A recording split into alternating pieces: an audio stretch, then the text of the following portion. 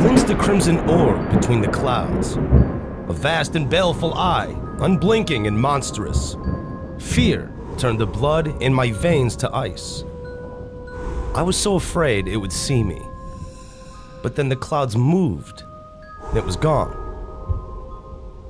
I was no longer certain if it had ever been real. Perhaps the fungal deposits from the last world I visited are still clogging my exosuit vents, affecting my cognition somehow. I have cleaned the filters 6 times now, but I still feel it inside me. I found a body. It's unlike anything I've ever seen. If there's a species like it, then I hope they're all dead like this one.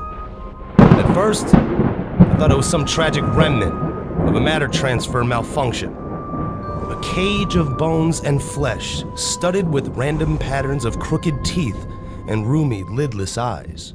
But no, some horror of twisted evolution, warped by cruel nature. I can't help but picture what it would have looked like alive. I cannot help but fear that it will live again. The oceans here are blood. Nothing lives in them. They are alive themselves. Great protein life forms, as large as continents. Or perhaps there was only one of them. What does such a thing consume, I ask myself. The answer seems to be everything. I found evidence of past life here, but no sign of it. Does the native flora and fauna hibernate when it comes to eat them, then return and repopulate once it retreats? I can feel it moving inside my brain, whispering. It wants me to discard my suit and swim. I awoke from a dream where I was drowning in something thick and gelatinous. It filled my pores and suffocated me. I want to believe that this is my tired mind playing tricks.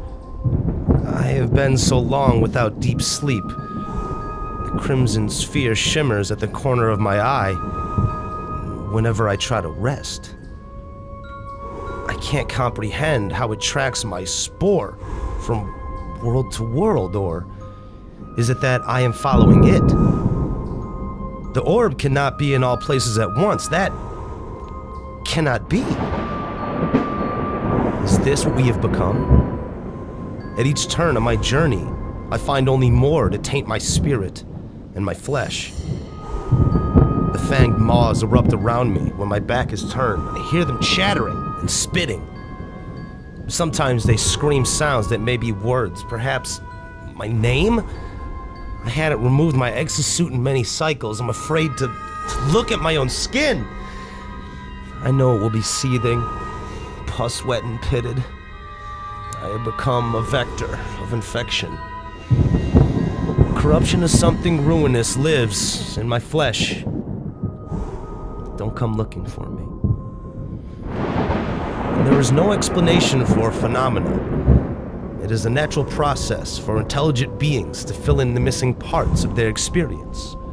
On some worlds, the Sentinels are still worshipped as avatars of an all-seeing deity. Drones are considered sacred, sent by an unseen god to ensure that they live in enforced harmony with the environment around them.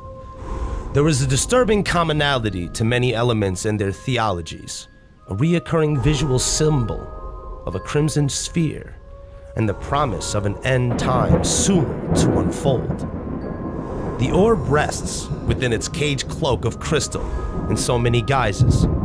The angles of the shroud are utterly perfect when measured. No device of known science can determine any flaws, any variation in surface, even down to the molecular level. I have tried, time and time again, to get close enough to touch it, but it retreats from me. I am not worthy to know its secrets yet. My mind must be opened wider. The layers of me revealed and peeled back in sections. There is no other path open. I have already begun to cut open the skin. If one can see clearly enough, you will come across a crystal and learn that it is made not of atoms and molecules, but of thought, gravity, and numbers. You must go deep.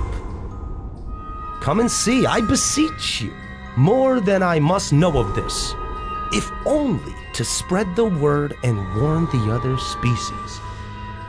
Tell it to all. Write it in every language you know, etch it in stone, scream it in a song, but never be silent.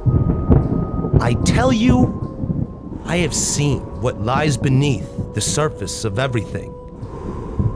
The brittle grid of reality crumbles.